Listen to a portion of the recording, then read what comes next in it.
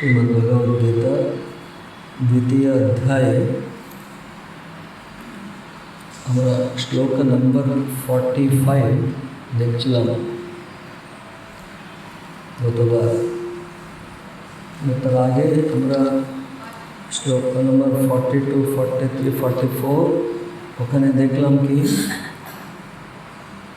বেদে যে বিভিন্ন কাম্য কর্মের সম্বন্ধে বলা হয়েছে, আর যারা নিজের কামনাগুলো পূরণ করার জন্য সেই কর্মকাণ্ডের কথা বলা হচ্ছে। কর্মকাণ্ড বেদে যে কর্মকাণ্ড আছে যেখানে কাম্য কর্ম জন্য তারা মানে এখানে ভগবান বলতে যাচ্ছিলেন যে ব্যবসায়াত্মিকা বুদ্ধি যে কর্মযোগ, ব্যবসায়াত্মিকা বুদ্ধি মানে কি, ব্যবসায় মানে নিশ্চয় কি নিশ্চয় যে ঈশ্বরের ভগবানকে প্রাপ্ত করাই আমার উদ্দেশ্য প্রথম, এটা হচ্ছে নিশ্চয়। তো তার জন্য কর্মযোগা হচ্ছে। তো সেই ব্যবসায়াত্মিকা বুদ্ধি যে কর্মযোগ একনিষ্ঠা বুদ্ধি তাকে योग বুদ্ধি। আর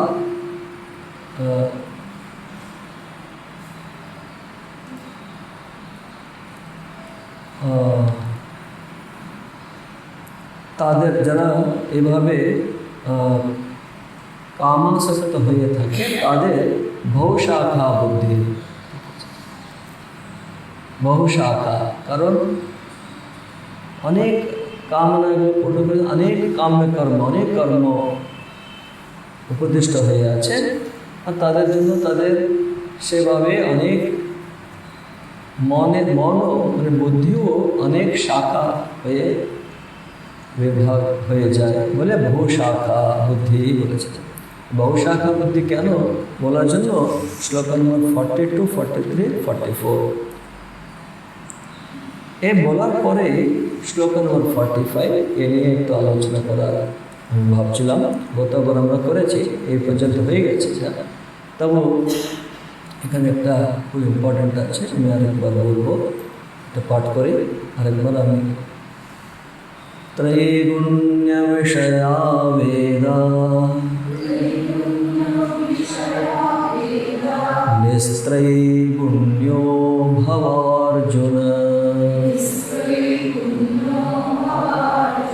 निर्द्वन्द्वो नित्यसत्त्वस्थो निर्योगक्षेम आत्मावान्।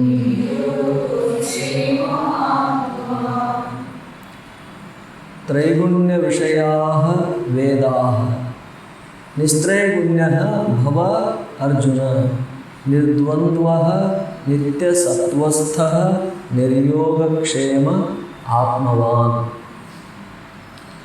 प्रथमे जे त्रैगुण्य विषया वेदा ए प्रथमे जे बोलছে आगे जे तीनटे श्लोके जे बला হয়েছিল वेदे उक्त विभिन्न कर्म আছে, তার দ্বারা যে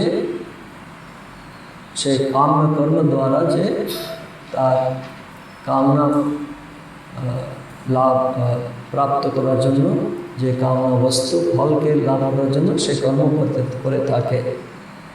তো এখানে সে বেদ যাকে অত্যন্ত উচ্চ স্থান দেওয়া হয় সেও কিন্তু ত্রিগুণের বিষয় বলে এখানে ভগবান বলছে ত্রৈগুণ্য বিষয়া বেদা। কারণ সে যে কর্মগুলো যে আছে সে সমস্ত কি আছে, সেখানকার যে বস্তু আছে বিষয় আছে কামের যে বিষয় সবই কি হলো তাহলে ত্রিগুণের অধীন। তো সে তাকে বলছে বেদ সেও ত্রিগুণের অধীন, সে অর্থটা ইমপ্লয়েড মিনিং সে মানে ও যা বলছে ওখানে সে ত্রিগুণের অধীন। ত্রিগুণের বিষয়টাই বলা হচ্ছে ত্রৈগুণ্য বিষয়া বেদা। সেটা বিশেষ করে কর্মকাণ্ডের যে ভাগ আছে তাকে বলছে। তো त्रिगुणात्मकाः बोले সেভাবে দেখলে সমস্ত জগতে সব কিছু ত্রিগুণের অধীনেই আছে, ত্রিগুণময় সব কিছু। তো যে বেদও কিন্তু সে ত্রিগুণেরই বিষয়। তো নিস্ত্রয় গুণ্য ভাব অর্জুনা বললেন, নিস্ত্রয় গুণ্য, এটা নিয়ে আমাদের একটু চিন্তা একটা ভালো প্রশ্ন করেছে। তারপরে যা আছে নিস্ত্রয় গুণ্য ভাব, কারণ ত্রৈগুণ্য বিষয় আলাদা, তুমি নিস্ত্রয় গুণ্য ভাব মানে তুমি নিস্ত্রয় গুণ্য বললে সহজ অর্থটা ডাইরেক্ট লিটল মিনিং কী হবে, সে ত্রিগুণ হইতে অতীত হওয়া, সে কথাই হলো, তাই না? নিস্ত্রয় গুণ্য, তুমি ত্রিগুণ হইতে তুমি অতীত হও, এই অর্থটাই আসবে।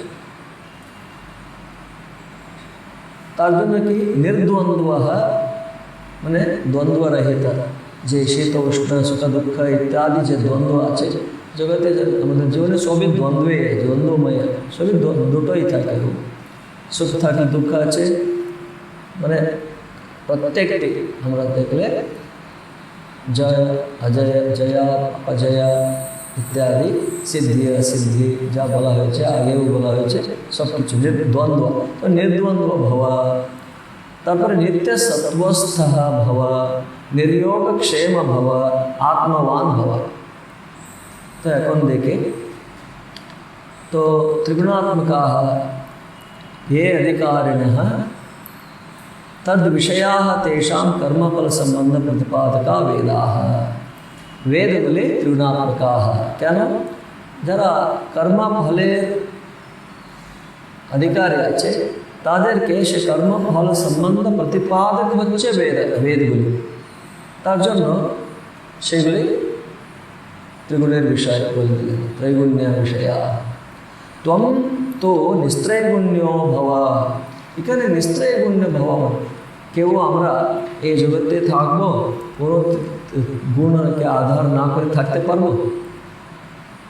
তো তার জন্য কি অর্থটা কি হবে বলে জানতে, একটা হচ্ছে জ্ঞানের স্থিতি, পরে যে স্থিতপ্রজ্ঞের কথা বলতে আসবে তখন তিনি জ্ঞানী কী করবেন, তিনি রিয়েলাইজ করবেন যে এই সমস্ত কিছু ত্রিগুণের বিষয়, ত্রিগুণ হইতেই হয়েছে, এক সৎ বস্তু ছাড়া, সে পরমাত্মা ছাড়া সবই ত্রিগুণের, কারণ ওটাই প্রকৃতি।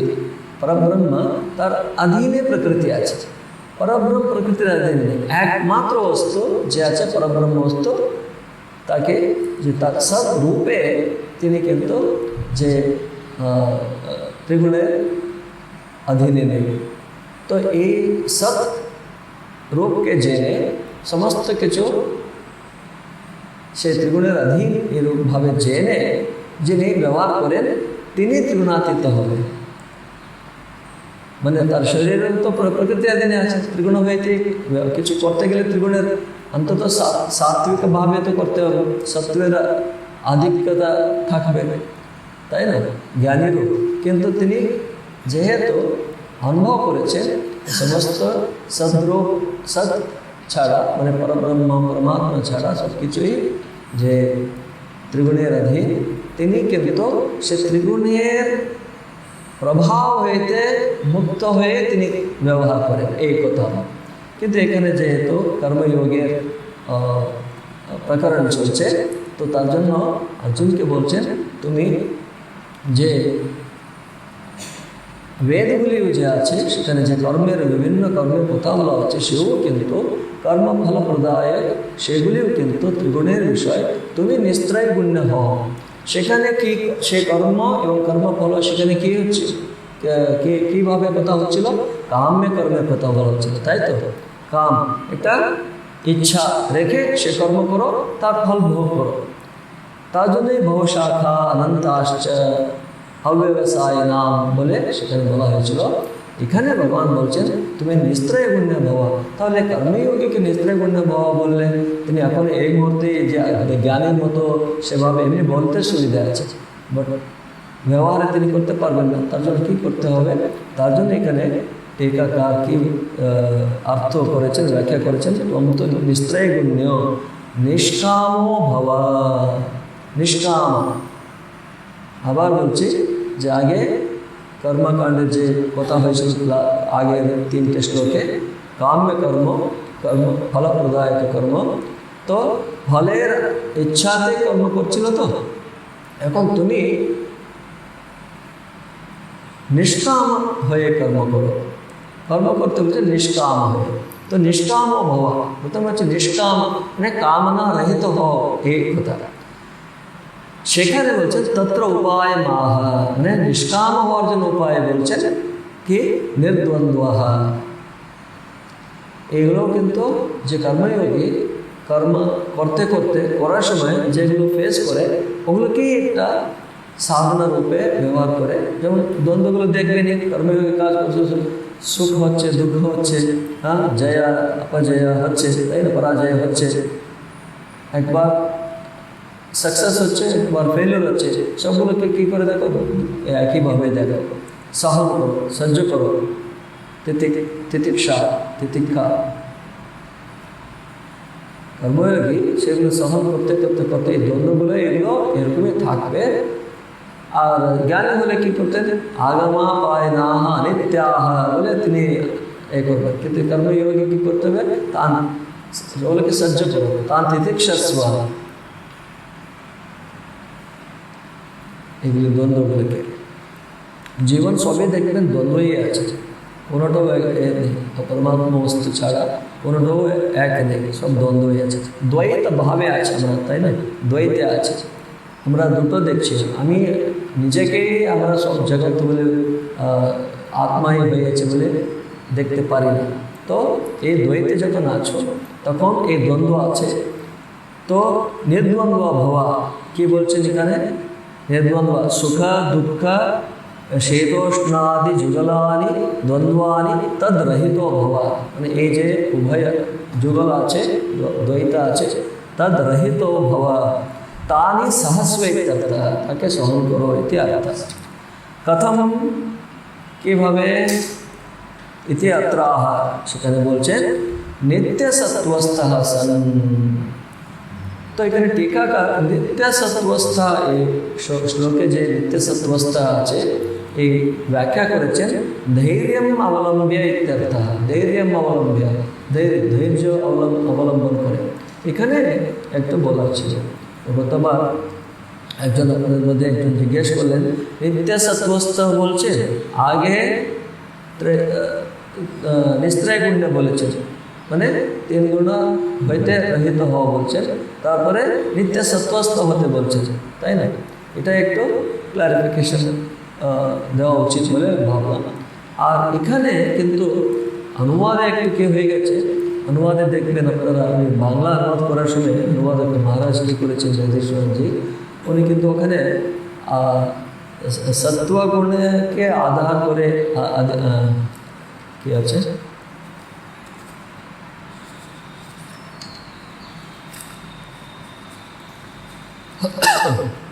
সত্ত্বগুণে সমারোহ হইয়া বলছে।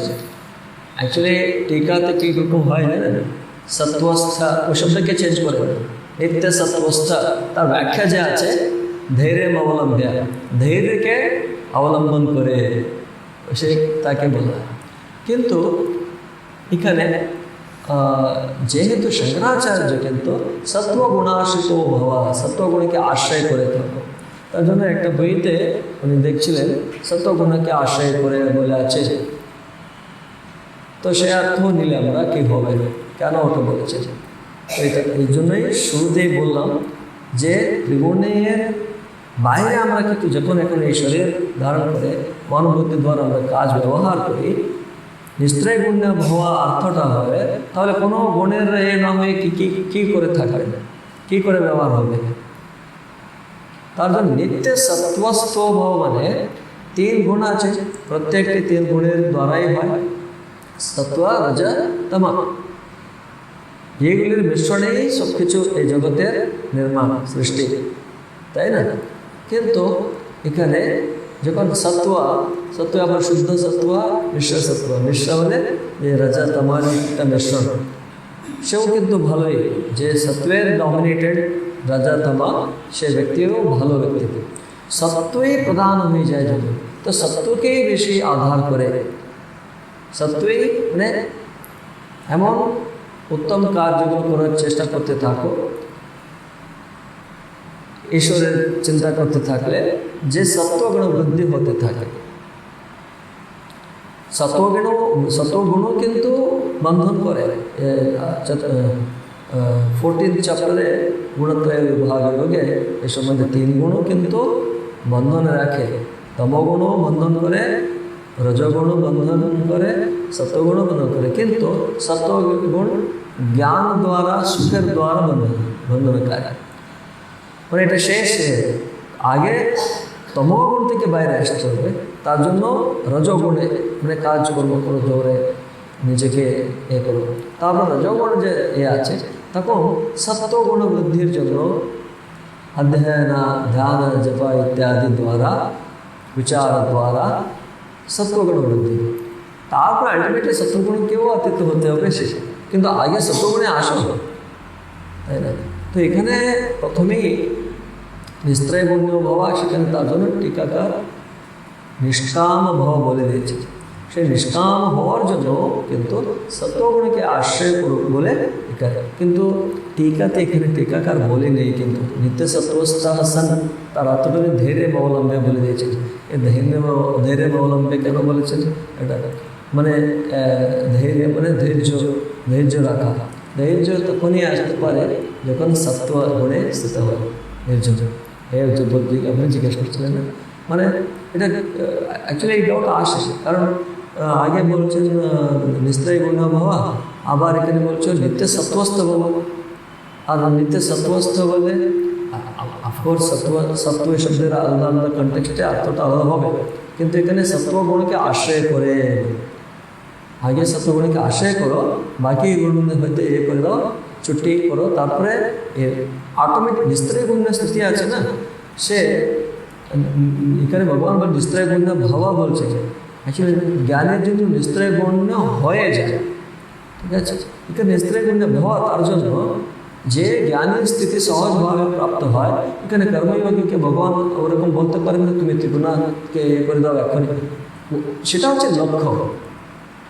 মানে তুমি এখনই করতে পারবে নয়, আমরা অনেক কিছু বলি না, তুমি এটাও করতে হবে, ওটা হও, তুমি এটা হও, অর্থটা কি এখনই হয়ে যাবে? অর্থটা হচ্ছে সে পথে তুমি চেষ্টা করো, তাই তো? তুমি বাচ্চাকে বলো তুমি ডাক্তার হবে, বড় হবে তুমি ডাক্তার হবে, আমার কি এখনই হয়ে যাবে? তার জন্য যে প্রচেষ্টা আছে, সে উপায় সাধন আছে, সেটাকে তুমি অনুসরণ করো, এই অর্থ। তো এখানে নিস্ত্রয় গুণ সে অর্থটা করে দিলে নিষ্কাম। সে নিষ্কাম হওয়ার জন্য উপায় বলেছেন নির্দ্বন্দ্ব হও, তারপরে নিত্য সত্ত্বস্থ। তো নিত্য সত্ত্বস্থের অর্থটা আশা করি বুঝতে পেরেছে। তারপরে তথা নির্যোগক্ষেম।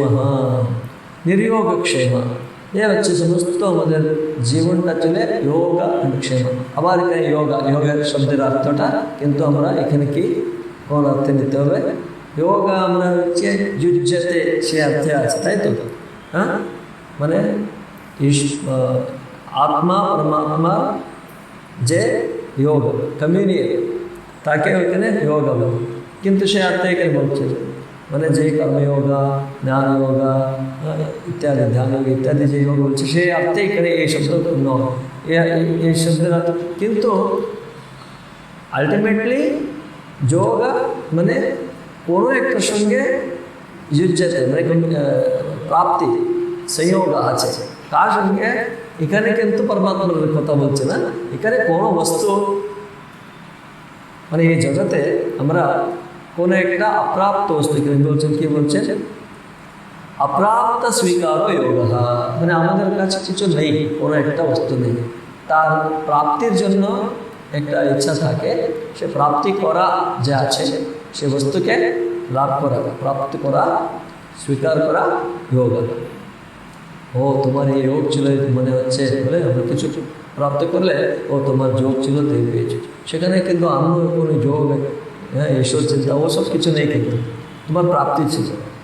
সে ক্ষেমা, ক্ষেমা হচ্ছে প্রাপ্ত পরিপালনম ক্ষেম। ক্ষেম মানে যে প্রাপ্ত বস্তু, মানে যোগা মানে প্রাপ্ত বস্তু পরিপালন। আমরা কোনো একটা বস্তু প্রাপ্ত করার পর্যন্ত একটা চিন্তা, সে হচ্ছে যোগা। প্রাপ্ত হওয়াটা হচ্ছে যোগা। প্রাপ্ত করার পরে কি, আরে বাবা এটা কেউ চুরি করলে অথবা এটা নষ্ট হয়ে গেলে তার সংরক্ষা করার জন্য কি কি আমাদের চিন্তা হয়ে যায়। হ্যাঁ, সে হচ্ছে ক্ষেম, সে তার পরিপালন অথবা সংরক্ষা। যে কোনো, এটা হচ্ছে ব্যক্তি হতে পারে, এটা বস্তু হতে পারে, এটা পজিশন হতে পারে, যা কিছু হচ্ছে। দেখুন এই সমস্ত আমাদের জীবনটা এই দুটি শব্দেই আছে, খেলে যোগা ক্ষেম, ওর আমাদের জীবনটা যোগক্ষেমেই চলছে। বলছেন কি যোগক্ষেম রহিত ভব, মানে তুমি এই যোগক্ষেম মানে এটা প্রাপ্ত করতে হবে, তারপরে এটা সংরক্ষণ করতে হবে, এটা তদ্রহিত ভব।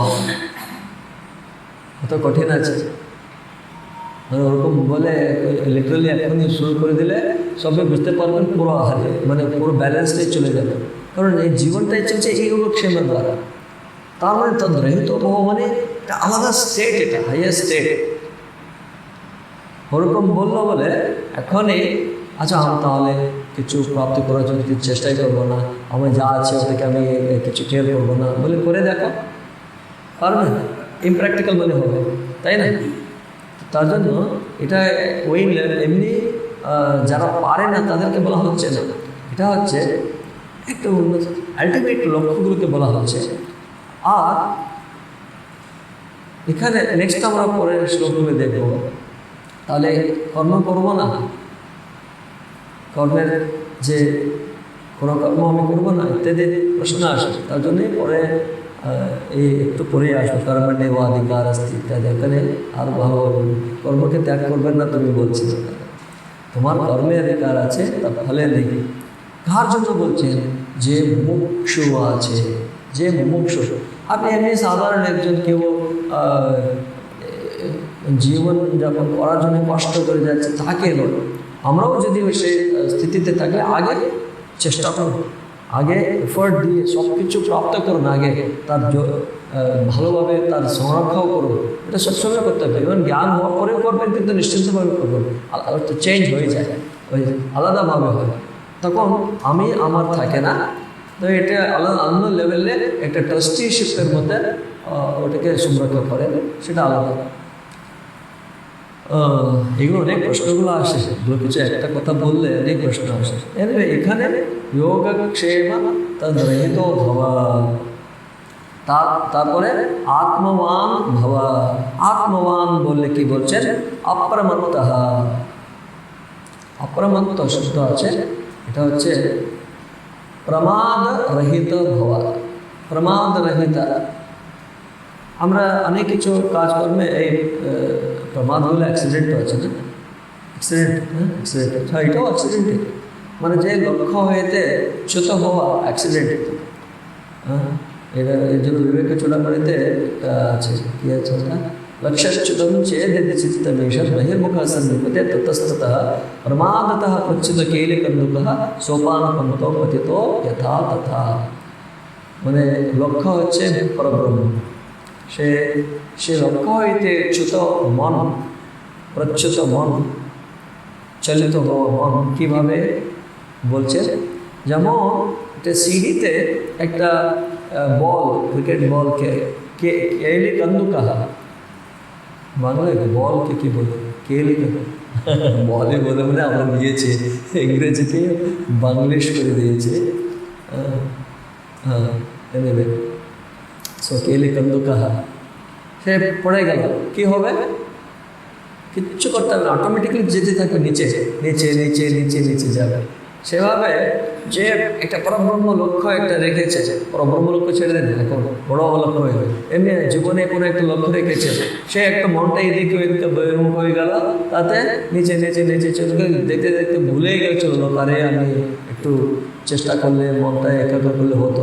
তো এই জগতের একটা লক্ষ্য নিয়ে ওরকম বলে পরব্রহ্মর একটা, হ্যাঁ, একটা হাইয়েস্ট, হ্যাঁ হাইয়েস্ট গোল পরব্রহ্ম হইতে লক্ষ্য চ্যুতম চেত চিত্তমেষ।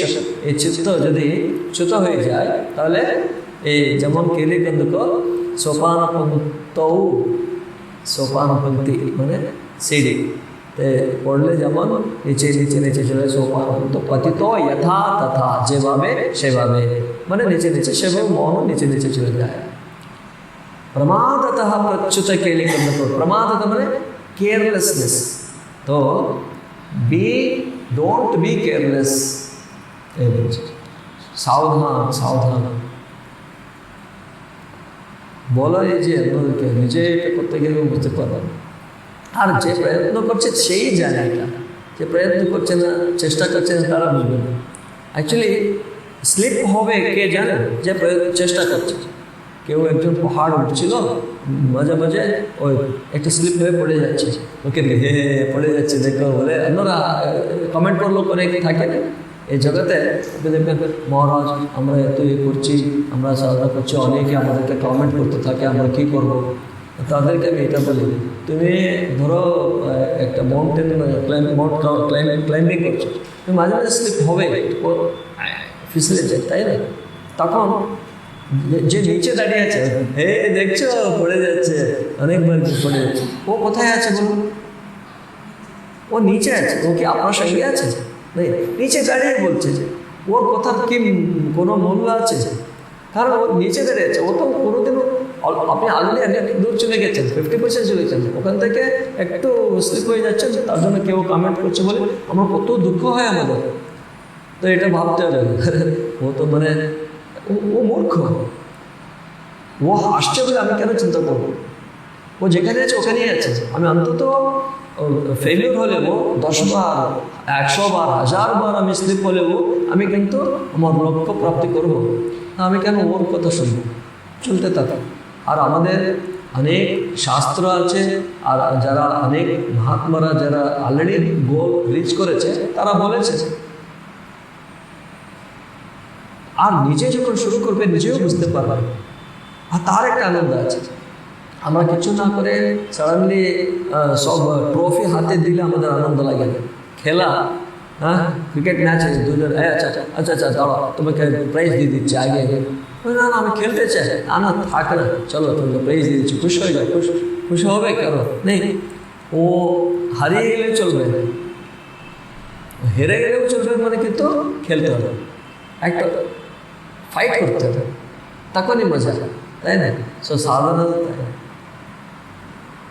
ব্রহ্মানন্দ জি মহারাজ যেটা বলছে দেখো ওনার শিষ্য কেউ বলছে মহারাজ ঠাকুর তো আপনাকে সবই দিয়ে দিয়েছিলেন আপনিও আমাদেরকে মানে ঈশ্বর প্রাপ্তি আপনিও আমাদেরকে করিয়ে দিতে পারেন ব্রহ্মানন্দ জি মহারাজ বলছেন ঠাকুর আমাকে আপনারা জানেন ঠাকুর ব্রহ্মানন্দ জি সব পেয়েছেন তারপরে অনেক সাধনা করেছেন কেউ জিজ্ঞাসা রাজা তুমি কেন এত সাধনা করছো তোমাকে তো ঠাকুর সব দিয়ে দিয়েছে বলছে ঠাকুর যা দিয়েছেন ওটাকে ধরে রক্ষা করার জন্য আমাকে সাধনা করতে হচ্ছে সাধনা করছে তো যখন অন্য শিষ্যরা ওনাকে ওনার শিষ্যরা ওনাকে জিজ্ঞাসা করে বলছেন আমি চাইলে এখনই তোমাকে দিয়ে দিতে পারি কিন্তু তুমি ও যে মজা আছে সাধনা করার মজা আছে সেটা তুমি হারিয়ে যাবে তার জন্য তার মানে কি গুরু প্রত্যেকের যোগ্যতা অনুসারে তিনি দেখছেন ঈশ্বর নিজে দেখছে যে পরমগুরু হচ্ছে পরমাত্মা স্বয়ং আপনার ইষ্টগুরুই